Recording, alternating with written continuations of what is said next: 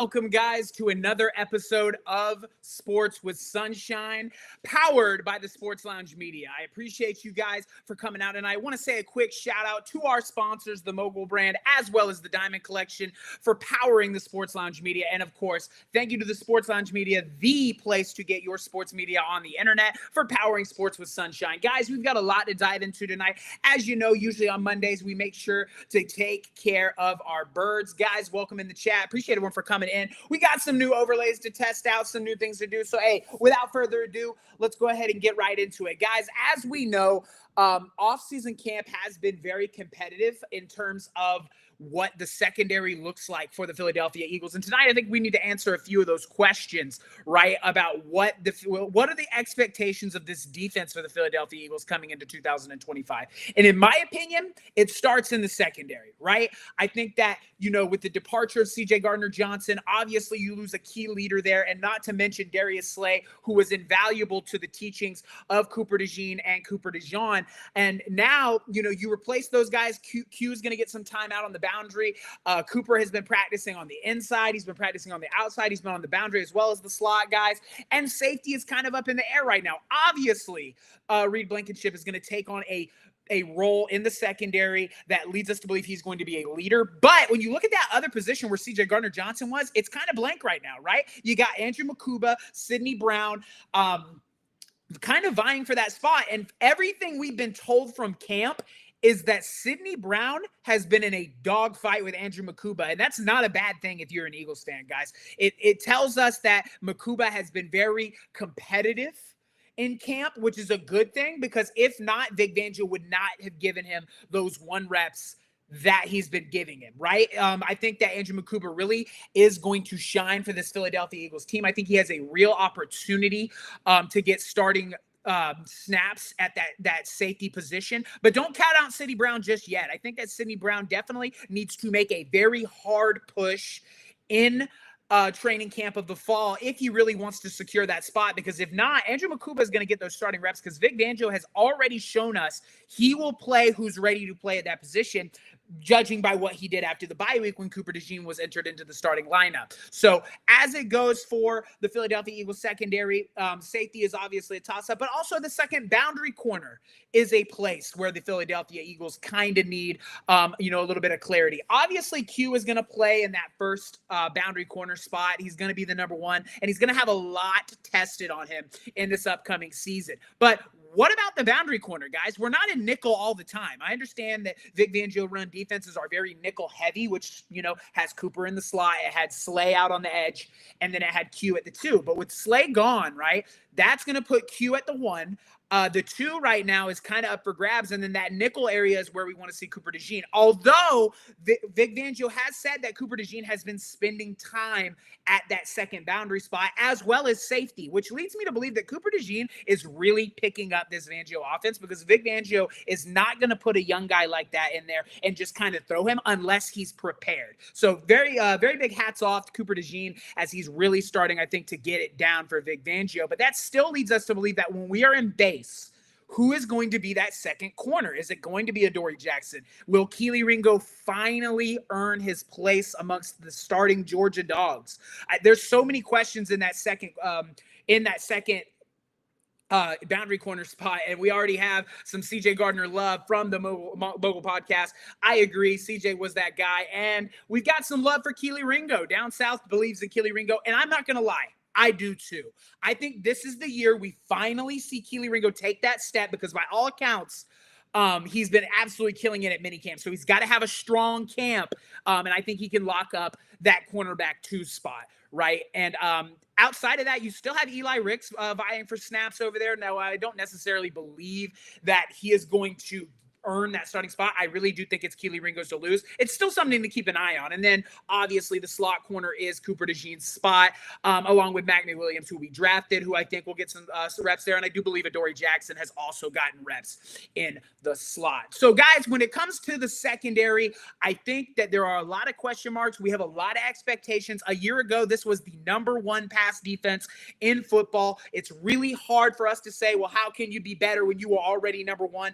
But when I look at it, and I think the chat will agree with me, there's a lot of opportunity for young guys to earn their mark here. Okay. Very exciting stuff. But outside of the secondary, there are areas where this defense can be better. Now, while there were no real weaknesses to this defense, there was a spot, there was an area that I felt like we could have gotten better in. Okay. And that area being run defense, closing the gap, right? 10th in rushing yards allowed, 9th in rushing yards per. Now, while top 10 run defense, I'll take that. I mean, it's not the Commanders who are sitting at 28, 26, right? But it is an area I do believe that we can clean up. And when you're trying to go back to back as champions, I guarantee you Vic Fangio is playing the film where guys were getting beat in the run games and keeping gap lane integrity, right? We need to see more out of Jordan Davis. This is a very big year for big baby Jordan Davis. This is a contract year for him, essentially. I do think we will also see Ty Robinson be entered into the lineup where he will get some snaps. He's not just a pass rusher.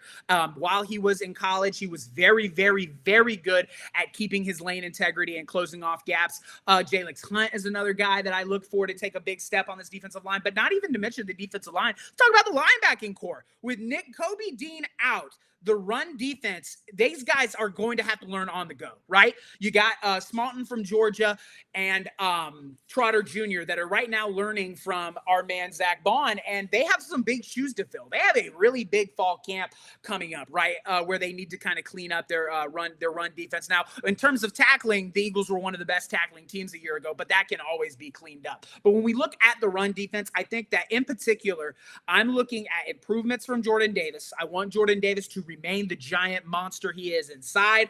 And I want, I want Ty Robinson to come along very quickly, right? I want him to make his mark early. That way we can show teams that not only are you not going to be able to throw the football on us, you're not going to be able to run the football on this team either. Imani Bentley in the chat says, go Birds. Welcome to the chat, guys. If you are new here, this is the place to get your NFL as well as Eagles content. Thank you so much for coming out tonight. I want to say a quick shout out to our sponsors, the Mogul brand, as well as the Diamond Collection. And guys, if you need any of this information, you can find it on YouTube at Sports Lounge or on YouTube at Sports with Sunshine or at www.sportsloungemedia.com, where you can find all of our great shows. But back to the run defense. The linebackers have a lot of work to do. Obviously, the corners need to work on it, but Jordan Davis and Ty Robinson kind of being the focal point, right? But the run defense isn't the only thing the Eagles have to clean up, okay? Offensively, this football team was incredible a year ago at running the football. Obviously, that's apparent by the fact that Saquon Barkley finished the year with more rushing yards than a running back has ever had in the regular season and postseason combined, right? Well, there are still some areas where it can be improved. And specifically, you guys already know we're going to have to talk about the passing game, okay? 29th in yards, total yards passing, 32nd in the NFL in pass attempts. Now, while I'm not here to say that you can't win big games and championships by just running the football, we literally showed that you can do that you can minimize your throwing attempts as long as you have an impressive run game. That is not set for success repeatedly, if that makes sense. It's not going to be a consistent factor because Saquon Barkley cannot touch the football 345 times a year in and year out, right? Not when you have guys like A.J. Brown, okay? He's a 1K receiver. He's been a 1,000-yard receiver every year he's been in Philadelphia. You got Devontae Smith, who has had 2 1,000-yard seasons. When you have guys like that on the pine, there is absolutely zero reason we should be 29th in passing yards. And I get it. I understand we didn't necessarily need it. It wasn't what the offense was calling for, but it's going to have to improve in 2025 because what the Chiefs did in the Super Bowl, a lot of teams are going to try to mimic that, okay? They are going to try to load the box against us to stop Saquon Barkley, and they should. If you are a smart defensive coordinator, that is what you're going to do. But we need to take advantage of loaded boxes.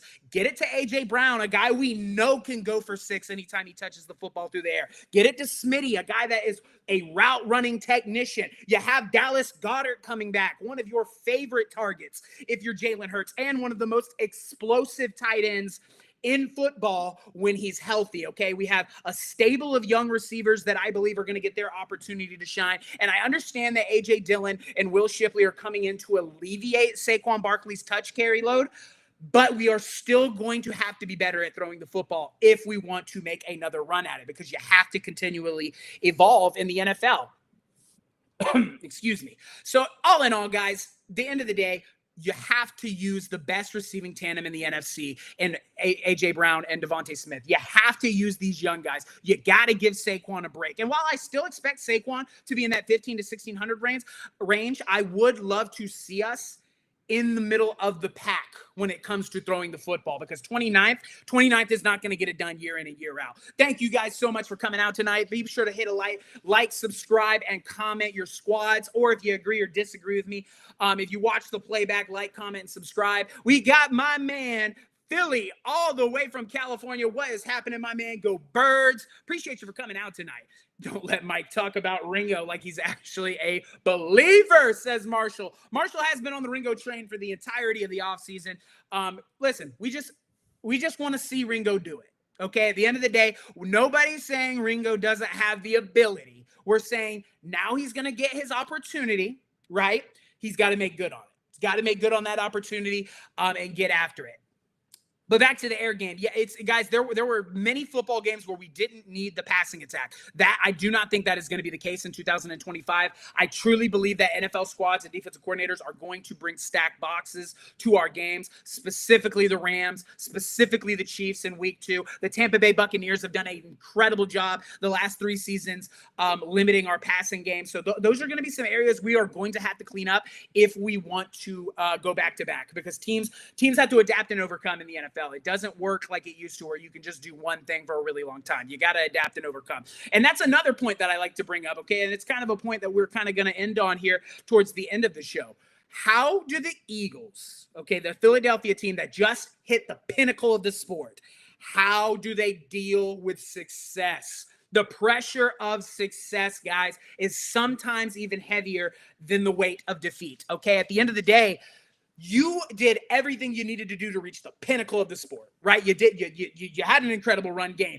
Jalen Hurts played incredible in the playoffs. You had a top 3 defensive performance in the Super Bowl.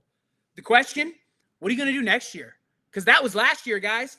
Jalen Hurts said it in his very first press conference. That was 2024. We're in 2025. This is an entirely different Eagles team.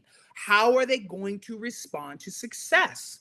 Right? You got guys like Saquon Barkley that have only been in Philly for a year. Now, while he has been in the NFL for a while, and I think he'll be fine, you had 2 rookies on the defense reach the pinnacle of the sport, right? Cooper DeJean, Quinyon Mitchell, both of these guys were playing college football a year ago, and now they come in, they win a Super Bowl. We had the #1 pass defense in football. How do you get better? You got to go back to work. Will you be lackadaisical in your approach?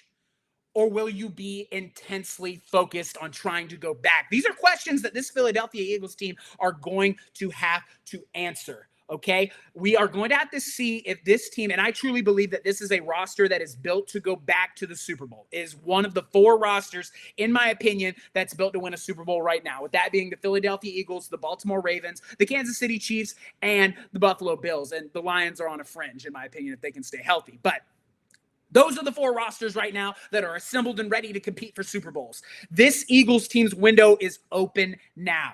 The biggest question that this Philadelphia Eagles group, this 2025 group, is going to have to answer, guys, the biggest question, how do you respond to success? It's one that I'm excited for, and I think we're going to get to see that in week 1 versus the Cowboys. You got a divisional rival coming in on banner night, right? You're on top of the world. Everyone's telling you how great you are. But I really think that this culture in Philadelphia, from everything I've been seeing from Twitter, TikTok, and we follow official people on Twitter, right? Elliot Parks, those kind of guys, people that are close to practice, says that this Eagles team doesn't even think about 2024. They've all come in, they're ready to go to work and prepare for 2025. And I think that says a lot about the culture that's been created in Philadelphia. And you guys got to remember, not a calendar year ago, this man right here was under scrutiny. Everybody in Philadelphia wanted him out. They wanted him fired after Tampa Bay. They said he's never going to win a Super Bowl in Philadelphia, not with the way he's acting, blah, blah, blah, blah, blah. There's the image, guys. He's holding the Lombardi Trophy. This is a guy that has truly, him and Howie Roseman have built a culture in Philadelphia that I believe has a very, very wide open Super Bowl window. I'm interested to see what you guys think. Drop your comments. Let me know if you think this Philadelphia Eagles team truly is built to go back to back. It's the chat that I'm interested in. I'm interested to see what you guys think. Also, thank you for all the love on the new graphics. My girl worked very hard on them and they look incredible. Very happy for it. Listen, at the end of the day, is this Philadelphia team going to answer the bell? Can the pass defense get better? Can the run defense improve? These are all the questions that we're going to get answers to in the coming weeks, guys. We're going to continue to monitor it. Obviously, this is the place to get your Eagles and NFL information, Sports with Sunshine. I appreciate you guys for coming on tonight. I want to say a quick shout out to our sponsors, the Mogul brand, as well as the Diamond Collection. Thank you to the Sports Lounge Media for sponsoring or for powering Sports with Sunshine and making it what it is. You guys have been absolutely incredible tonight. Quick little episode. I appreciate each and every one of you for coming out, man. Join me on Friday at 7 p.m. We're going to be doing a little bit of a debate show. It's going to be a lot of fun, and I want the chat engaged. But to everyone that came out tonight, thank you so much. You're absolutely incredible, and I hope you have an incredible rest of your night. To the rest of my Eagles fans, it's always go Birds, and I will see you this coming Friday.